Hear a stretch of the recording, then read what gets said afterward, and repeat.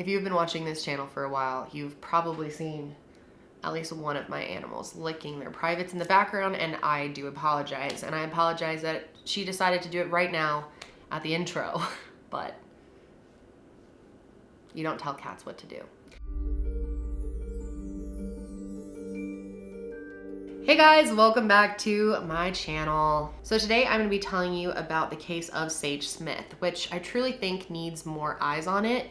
She has been missing since November of 2012, and her family is just desperate for answers at this point. But before I start telling you about that case, I wanted to let you guys know that we have just reached $80,000 raised for Thorn. If you missed it, I recently launched a new collection of candles with Candles by Victoria, where 15%, which is all of my affiliate earnings, goes to Thorn. So if you're new to my channel and you have not heard me talk about Thorn, it's an organization that's working to build digital tools to fight against human trafficking online, which is where it happens most of the time. They focus specifically on children and also children that are being exploited on the internet in any way. They have saved thousands of children from human trafficking and just bad situations. And because of you guys, we have contributed over $80,000 to that effort, including $6,000 so far from my Candles by Victoria collaboration. So we created this candle. I've already used it. That's why it's kind of like bled out on either side. And it's sweet rose scented. It smells so good and it's so pretty. I personally love woodwick candles. So we also created this woodwick candle, and it just has my logo on the front. And you can get this in any scent. I personally get it in jasmine because that is my favorite scent. And you can actually get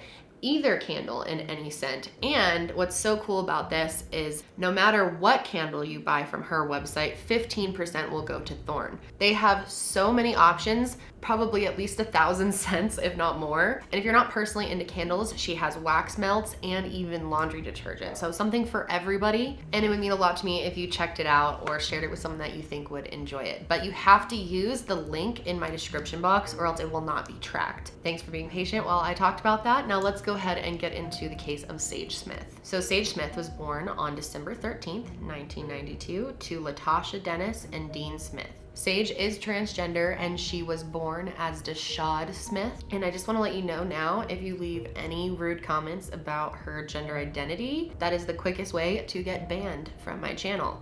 So please don't do that. Keep it respectful. Thanks. And Sage had a very rough and turbulent upbringing. Not long after she was born, her parents ended up getting a divorce, which is always difficult no matter how young you are when it happened. Just being in a divorced family is always a challenge. And not only that, her father ended up going to prison on a drug charge, and this was very hard for her as well. I was very unsure of what pronouns to use for this video because Sage had identified as female and she was going by the name Sage, but most of her friends and family call her a he and call her by the name Deshad, which I don't think that is them trying to be disrespectful in any way. They, said she was more gender fluid and would sort of change day to day, but she had announced on Facebook that she was a girl. She actually posted, "I am a girl," and changed her name on there to Sage. So I am going to be respecting what I think she would have wanted. It's difficult because she's not here to speak on what she would want right now, but because she was referring to herself with the pronouns she, her, I'm gonna do the same in this video. Eventually her father did get out of prison and her parents ended up getting remarried after this. And now Sage had new step siblings in her family as well. And like I said, it was very difficult for Sage when she was growing up. She lived in a very low income area outside of Charlottesville, Virginia, and her parents were struggling to make ends meet her whole life. And her life was super, super unstable. She was constantly being bounced around and didn't have a stable household. A lot of the time she lived with her grandma, who was named Lolita, but also went by the name Cookie. This is her father's mother, and she was wonderful to Sage. She probably was the most stable, adult figure in her life. But at one point, Sage was in foster care, and that was very, very hard on her. So Sage was in her teenage years when she first told her parents and her grandmother that she was gay. And she had really mixed reactions from her family. Cookie was super, super supportive of her and told her, I already kind of knew, and I will love you no matter what. And this was very comforting and reassuring to Sage. Dean absolutely did not accept this. he was very confused, and he ended up saying some very hurtful things to Sage, and it had a huge effect on their relationship and an effect on the whole family. Now keep in mind that Sage had come out in the earlier 2000s, before gay marriage was even legalized and before there was as much public understanding and support of the trans community and the LGBTQ plus community. Sage was really bullied, and there are plenty of people that are still bullied for their gender identity to this day. But Sage had a very rough time. There was one instance where Sage was playing football, and I'm not sure if she was already out as trans yet or if she was just gay, but a bunch of the guys on the team ended up peeing on her jersey, which is just disgusting. I don't understand. And this was really, really hard on her. It is depressing to be bullied. And not having her father's support was really difficult on her as well. However, her father ended up coming around. And I really liked something that he said in his interview on Disappeared on ID Discovery. He said that he was afraid in a way because you fear what you do not understand. And I feel that is so true for so many people, that their hate and their judgment comes from fear and from not understanding. And it's really amazing to see that Sage's dad came to that realization, thankfully, before anything happened to Sage. And they were able to fix their relationship and became really close. He ended up just having the attitude of, this is my child, I love them no matter what. And it's really awesome to hear that. At the end of the day, he was proud of Sage. Sage was their first child to graduate high school, first one in the family, actually. And this was really impressive considering her home life was so turbulent, and she was also being bullied and dealing with the issues of not being accepted at first by her father. Her life was not easy, yet she still worked hard and graduated high school and was very proud of herself for that. After she graduated high school, she started cosmetology school, and this is something that Sage was very into and really excited about. And while she was in cosmetology school, she worked at a salon, and she was kind of an assistant type person. You know, she would clean up after clients, make sure everything was straight and orderly, sweep up hair, stuff like that. And then as a side gig, she was doing braids for people out of her house. So things were going pretty good for Sage, and in March of 2012, she got to move into her own apartment with the assistance of the foster care system. She lived with 2 roommates who were named Shakira and Aubrey, and they were also transgender women who were in the process of transitioning. So they really supported each other and understood, you know, what each other was going through. So at this point, Sage had not come out to the public that she was transgender. Like, she hadn't put it on Facebook or anything. The people who were really close to her in her life and saw her on a regular basis knew, but, you know, old friends and people who knew her as Deshad didn't know. So it wasn't until November 9th, 2012 that she actually came out on Facebook to everyone and said, I am a girl, and also changed her name to Sage Smith. And not only that, she officially changed her gender on Facebook to female. Sage was really happy about living in her own apartment, and she was really living it up. She and her roommates and her friends were going out all the time. She was described as someone who was very social, very energetic and charismatic, and just fun. She was a Sagittarius, so this does not surprise me. Her favorite thing to do was to go dancing. Sage loved to dance, not like professionally or anything, but she just loved to dance. And she actually has videos on her YouTube channel of her dancing, which is so awesome. I love when there's little clips uploaded by victims before they pass so that the family has some memory of them. You know, a video clip, it's so much more like meaningful than a picture. So I think it's cool that they have those videos of her just having fun. So at first things were going really well. However, eventually Sage and her roommates really started struggling to pay their rent because they were struggling to find jobs. The jobs that her roommates were getting were minimum wage because if they applied for anything else, they were often discriminated against because they were trans. And yes, it was legal for these businesses to discriminate against them. Discrimination against people for their gender identity or even their race is very prevalent in today's society. It's a very real struggle that I'm sure a lot of people out there can relate to. So to make a little extra money, they had to get creative, and they started throwing these parties. They would throw parties and then they would charge people to go to them, or they would charge people to come to their house and throw a party for them. However, they knew that as 3 transgender women that they could be targeted and that they had to be extremely careful. So they all looked out for each other when they were doing this if they were going to like some random guy's house. And in addition to this, Sage also started posting ads on Craigslist. She would list them under the casual encounters section.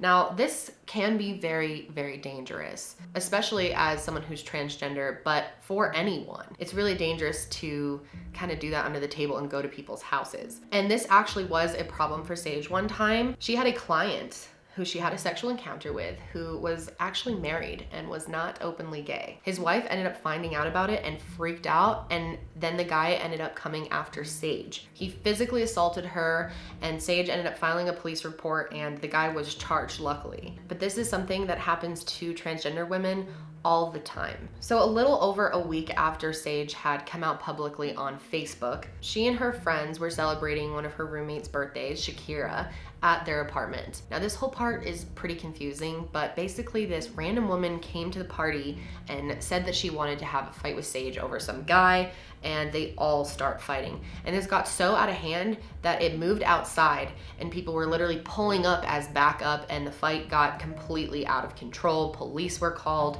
It was just crazy. And it seemed like all these people were focusing on attacking Sage, even though apparently they weren't even coming for Sage. I think there was some type of confusion about who they were mad at, but somehow Sage got in the middle of it all. Some guy named Jamel ended up filing a report against Sage for damaging his car. However, no one was arrested and the police didn't do anything. So Sage ended up getting mad at her friend Shakira because she thought that Shakira should have stood up for her more. It's kind of confusing what exactly happened between them, but they got in a fight and Shakira ended up leaving and went back home or to a friend's house, left the apartment. So it was just Aubrey and Sage. They said some really hurtful things to each other and things that Shakira regrets to this day. And I'm sure Sage would too. So eventually things calmed down and the next day rolls around. This was the anniversary date of when her father got out of jail. So Sage woke up and called him in the morning. She congratulated him and she also asked if she could borrow some money. It's not exactly clear what the money was for. Some people say that it was because she wanted to get braids because she had a date that night. Other people said that she wanted a TV for the apartment. But Sage did have a date that night and she got ready for her date as normal, told her roommate Aubrey that she was going on a date with a guy, and left. Now the problem is she didn't tell Aubrey who she was meeting with. She just said a guy. So Sage leaves for her date and Aubrey ends up taking a nap, and when she wakes up, it's hours later and all the lights are still off in her apartment and Sage was not back yet. So she grabs her phone, calls Sage to check on her, and Sage did not answer her phone. Now this was extremely weird because Sage was known for always having her phone with her and always keeping it charged. Literally would carry a charger around with her. So this was very unusual. So she called Sage's grandmother and she said that if she doesn't come back by the morning, then call the police. So the next day rolls around and Sage is still nowhere to be found. Aubrey calls their other roommate Shakira, who is, mad at Sage at the time and not at the apartment, and tells her that Sage hadn't come home.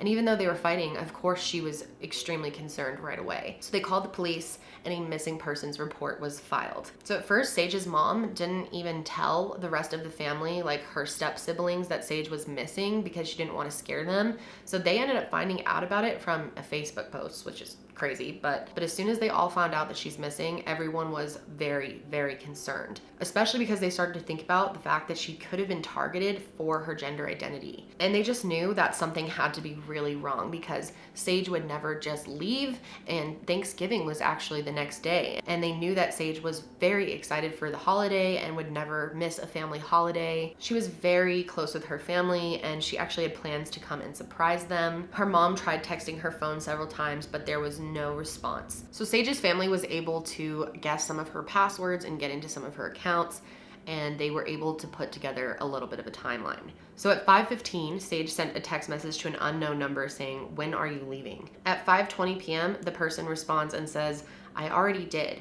I'm at the Hampden Inn."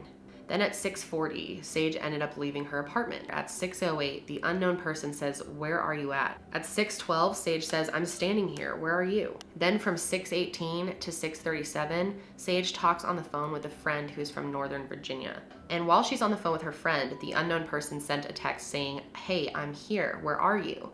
I'm waiting for you.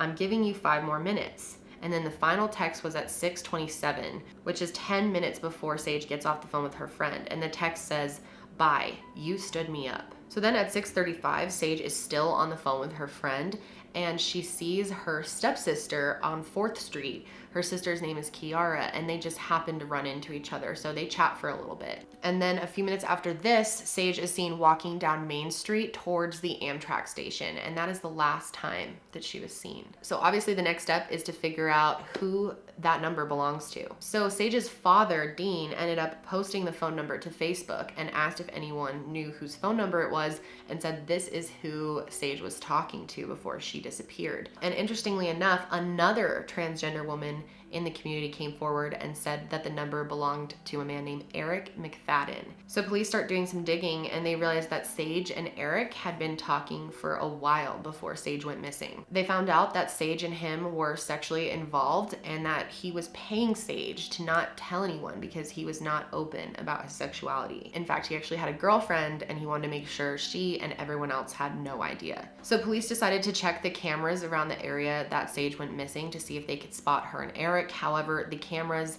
were not actually recording, of course.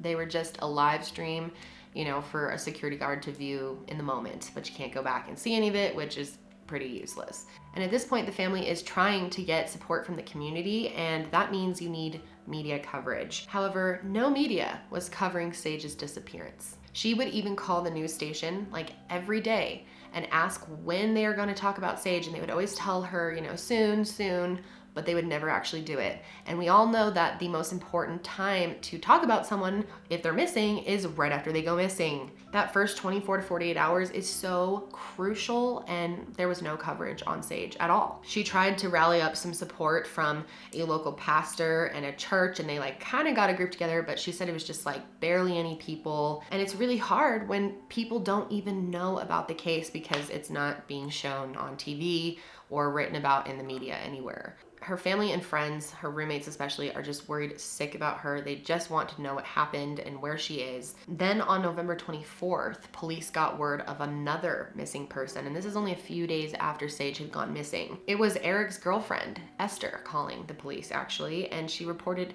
Eric missing. She said that Eric was supposed to be staying at her apartment over Thanksgiving while she was gone visiting her family, but when she came back, he's nowhere to be found, and she hasn't heard from him since. And this is when police told her that they were already looking for Eric as a possible suspect in the disappearance of Sage Smith. And his girlfriend was absolutely shocked. They went to her apartment and interviewed her a little more and checked if he was there. He wasn't, and she truly had no idea where he went. But the next night, Eric ended up calling his girlfriend and said that he was in DC and asked her if he could have some money. And she was like, "Dude, I don't know what happened, but the police are looking for you and you should probably call them." A few days later, the police went back to Eric's apartment and grabbed his laptop and also found a receipt that was dated from November 22nd, a few days after Sage was missing. They also ended up pulling the footage from CVS, so it showed that Eric was in town 2 days after Sage went missing. And police ended up saying that this made him less suspicious because it showed that he was still in town 2 days after Sage disappeared. And they think that if he was going to leave because of her disappearance, that he would have left right away, which maybe, but I mean, I don't know. I think it's weird because criminals do things in different ways. There's not one handbook of how things are done, and he very well could have stayed. It's possible he wasn't even planning to leave until his phone number was outed, which made everyone on Facebook start talking about how he was gay, and that really upset him because he was trying to keep this secret. And you got to feel for anyone who's outed before they're ready. That was probably really traumatizing, and that could be why he left town. So finally, on Tuesday, November 27th, Eric himself ends up calling the police station. He said he was supposed to meet up with Sage at the Amtrak station on the night of the 20th, but she never showed up. And his story really fits with the text messages. I mean, he was saying, "Where are you?" And then, "Bye, you stood me up." He said that he had nothing to do with her disappearance, however, and he said that he was currently in New York. And he said that he wasn't running away or anything like that, that he just wanted to move to New York. So they ended up making an agreement with Eric that he would come back into town on the 29th. He agreed that he would come into Charlottesville by bus and that police would meet him at the bus station and then take him to the police station just to be interviewed. However, the day of, the police ended up getting a call from Eric's girlfriend who said that he had called her and said that he wasn't going to be showing up and that instead he was going to run away. And this is when he told her what really happened. He said, "I never did anything sexual with that guy and he was blackmailing me. He wanted me to give him money, not to lie saying we did it. And I did. And he agreed to stop. And then next time he hit me up for money, I said no. We did meet up, but he had a lot of enemies. Me and him were walking and some people showed up and I kept walking, not looking back." Maybe that's what happened. It's possible that he's telling the truth, but I don't understand if they really did meet up, why he would send a text message to him saying, "You stood me up, bye." However, a lot of people think it's possible that this really did happen, that someone came out of nowhere and hurt Sage because she was transgender or for some other reason. They did just have this big fight at the apartment and that Eric was just there to witness it and didn't report it to the police and knew that the circumstances were very strange since they were supposed to be meeting up. He was the last one to see him and he didn't want to be blamed for it. Or it's possible that he did something. I don't know, it's very confusing because of those text messages. Eric ended off the email to his girlfriend by saying that he was moving to the Midwest and basically apologized to her for everything. So because of this, Eric now was a person of interest, of course. And so they obtained warrants to look into his social media, his cell phone, and his email. They also ended up tracking down his most recent trash so they could collect anything that was possibly important in there. And not only did they check his most recent trash, they actually went to the landfill and had a person who specializes in landfill searches, which I did not know existed, but they had them come in and conduct the search and they didn't find anything of interest. So the police ended up getting the FBI and NCMEC, the National Center for Missing and Exploited Children, involved. And they submitted her dental records to a database, so if her body was found anywhere in the country, that they would be alerted. In December of 2012, there were 3 major searches for Sage conducted. The first search was of that Main Street area and also Eric's apartment area, and they also searched by some nearby railroad tracks. They even brought in cadaver dogs from Virginia Search and Rescue Dog Association, and one of the dogs ended up giving a slight indication that they had picked up Sage's scent. However, this lead unfortunately led nowhere. They also searched this pond of sediment where a body could easily be dumped, and a police dive team searched every inch of this, which was very difficult, and unfortunately it came up empty again. Third search was of a landfill in Henrico County. It consisted of the Charlottesville Police Department, officers from Henrico County, people from the forensic and hazmat teams, and 2 police dogs. They searched that entire landfill and found absolutely nothing. Towards the end of 2012, an anonymous person donated $10,000 to be the reward for anyone who had information that could lead to finding Sage or figuring out what happened to her. And even though the police were doing quite a lot, they still weren't getting public attention, and that's because the media was not doing anything. The media just plays such a big role in missing persons cases and getting information out.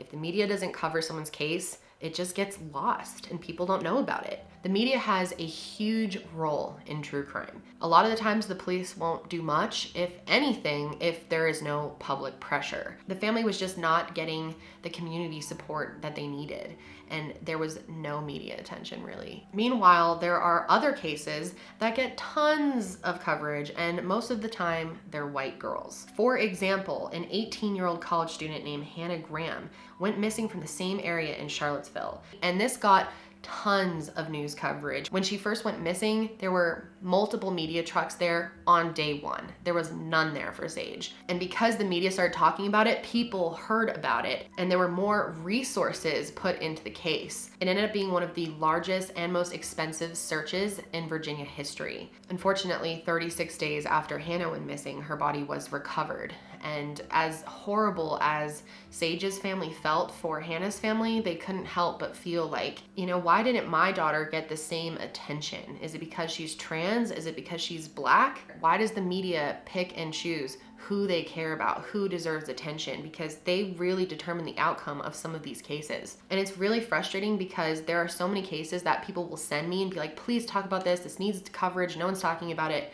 And I look it up and there's no information. There is not a single article on them. There are no journalists looking into it. And I'm not an investigative journalist. I get all my information from the internet. So it's really hard when you want to talk about a case, but you can't find any information about it. And that is a problem that I think goes back to the media. It's a complex issue, obviously. There's also just a lack of public concern for some of these people, and that's why the media doesn't cover it as much. But I truly believe that the change is going to start with the media normalizing talking about all missing persons cases, especially local media. It's one thing to not get national media coverage, but it's a real shame when local media channels ignore a family asking for help and awareness for their missing child. And you can't help but ask yourself, if Sage was white, or if she was cisgendered, would she have gotten the coverage that Hannah did? I don't know. Let me know your thoughts on that below, but I'm pretty sure I know what most of you are gonna say. So then in February of 2013, someone came forward who was a friend of Sage's named Monica, and she had seen Sage at the Amtrak station at Wild Wings Cafe. She said that she saw her around 7 p.m., so this is right after her last sighting. And she had the same experience that Kiara had with Sage. She said that she was gonna be meeting up with this guy, and then they kind of chatted for a little while, and then Monica left. I don't know why she waited so long to come forward with this information, but you know, better late than never. Now, management of the restaurant actually said that around that time, there were cross-dressers in the restaurant, so it could have been Sage. However, they didn't have any security cameras at Wild Wing Cafe or the Amtrak station, so they have no way of knowing if she was there. So if you look at the text messages again, at 6:37, Eric sends Sage that message saying that she stood him up and that he's going to leave. And then at 6:36, Sage sees her stepsister Kiara and they talk. And now Monica is coming forward saying that they talked at 7 p.m. after all of this. So police wonder if maybe Sage had met up with Eric during that time. But that's really all they had to work with at this point. And by 2014, the case had kind of come to a dead end. Also, people were upset because the police did not make this a criminal investigation against Eric. Many people feel like Eric is clearly the person of interest and that he's on the run. I mean, why else is he on the run unless he's that upset about being outed for his sexuality, which is possible. He could have left because of that, or he thinks he's gonna be framed for this and he didn't do it. I don't know. His story doesn't completely make sense, and I wouldn't be surprised if he is the one who did it. But the police were acting like this wasn't criminal and that they really had no idea. And eventually in 2015, Eric was actually cleared as a suspect, which I think is so insane. But their reasoning was that Eric wouldn't have been able to pull this off, that he didn't have the means to hide a body. He didn't have a car, he barely had any money, so how is he able to hide a body? I think that is the stupidest excuse to clear someone I've ever heard. Just because he didn't have a car doesn't mean he didn't have anything to do with her disappearance. He easily could have taken her somewhere else or had someone else help with this. Not only that, they said that he was on his computer that night from 11 to 3 a.m., which I'm confused about. That is not the time that Sage went missing or was last seen. He was meeting up with her at like 6:30.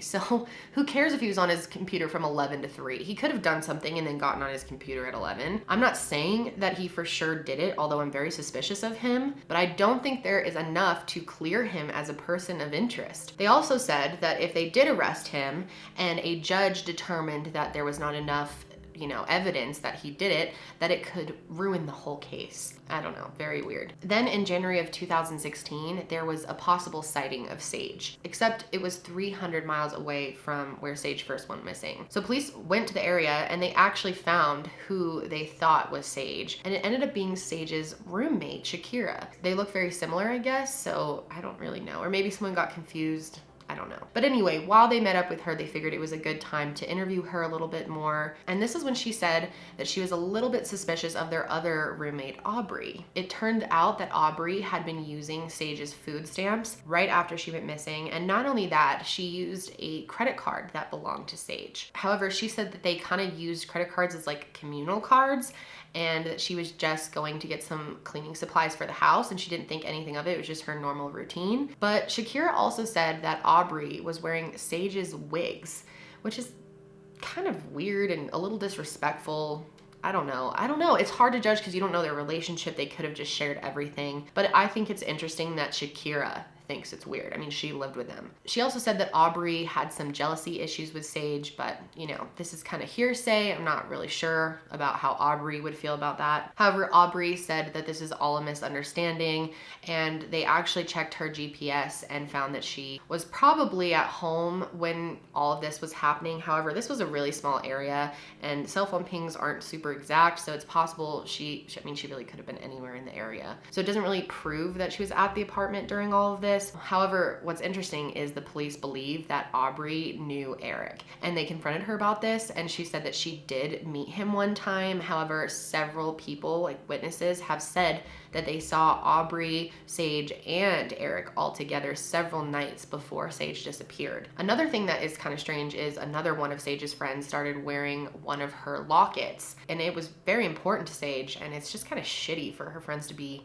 using all her stuff, and that has made a lot of people question whether or not they could have had something to do with her disappearance, but there's not much evidence for that. Another thing that is strange and I want to note in this video is that one of the people that was at that huge fight at Sage's house the day before she went missing ended up going off of social media completely after that, like just disappeared off the web. Normally this person was very active on Twitter, and it was really weird to people. And a month after Sage went missing, he got back on Twitter and said, "I can't stand a man who wants to be a woman. I want a man who's a man, not a man who's a woman." So that is a little suspicious. However, this didn't lead to anything. In 2017, Sage's case was reclassified from a missing persons case to a homicide investigation. This is what Sage's family wanted. They do not believe she left in any way, and they believe that she is no longer with us. It took them years to change the status of the case, but they finally did, and the family was very happy about that. And this is because when a case is classified as a homicide,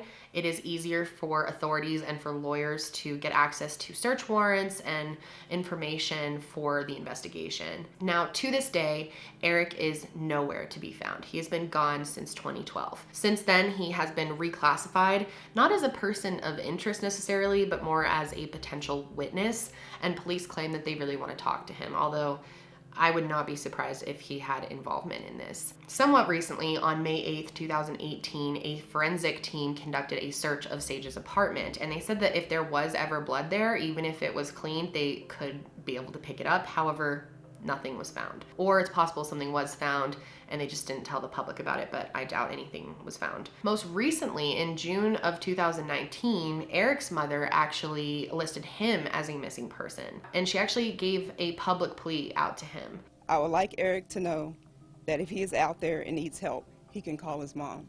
What's interesting though is his mother thinks there's a good chance he might be dead, which I don't know why she thinks that. I mean, it's pretty clear he left on purpose and probably went and started a new life. Without telling us how they pinpointed these locations, police say McFadden may have traveled to cities like Baltimore, New York City, and even as far as Rochester, New York. Sage's family has been holding vigils for her every year since she went missing. They are, of course, heartbroken that they still have no answers, and they often wonder who she would be today. She was so young and had her whole life ahead of her.